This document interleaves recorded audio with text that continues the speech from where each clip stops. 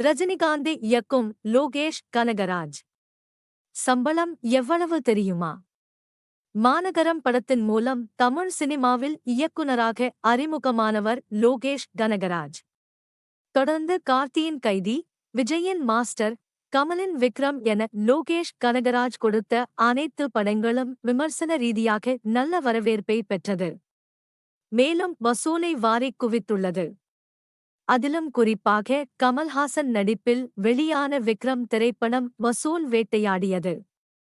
500 கோடி ரூபாய்க்கு மேல் வசூலித்த விக்ரம் திரைப்படம்தான் கமலின் சினிமா கெரியரில் அதிகம் வசூலித்த திரைப்படம் ஆகும்.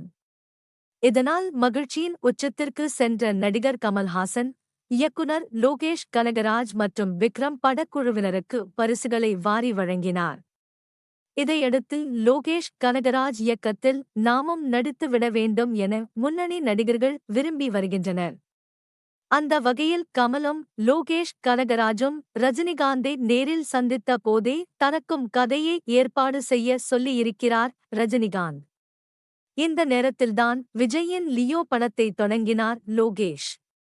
லியோ படத்தின் படப்பிடிப்பு விறுவிறுப்பாக நடைபெற்று வருகிறது.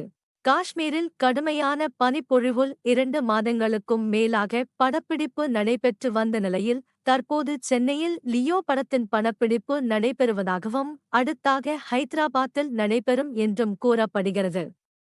இந்நிலையில் ரஜினிகாந்த் படத்தை இயக்குவதற்கு லோகேஷ் கனகராஜ் பெறும் சம்பளம் குறித்த தகவல் சமூக வலைதள பக்கங்களில் வெளியாகி தீயாய் பரவி வருகிறது. அதாவது ரஜினிகாந்த் படத்தை இயக்க லோகேஷ் கனகராஜுக்கு 40 முதல் 45 கோடி ரூபாய் வரை சம்பளம் வழங்கப்படுவதாக கூறப்படுகிறது. மேலும் இந்த படத்தை கமலின் ராஜ்கமல் நிறுவனமே தயாரிக்கலாம் என்றும் கூறப்படுகிறது. இந்த தகவல் எந்த அளவுக்கு உண்மை என்று தெரியாத நிலையில் இப்படி ஒரு தகவல் இணையத்தை தெறிக்கவிட்டு வருகிறது. 4 படங்களை மட்டுமே இயக்கியுள்ள லோகேஷ் கனகராஜ் 40 கோடி ரூபாய்க்கு மேல் சம்பளம் பெறுவது தமிழ் திரைத்துறையினரை பிரமிக்க வைத்துள்ளது.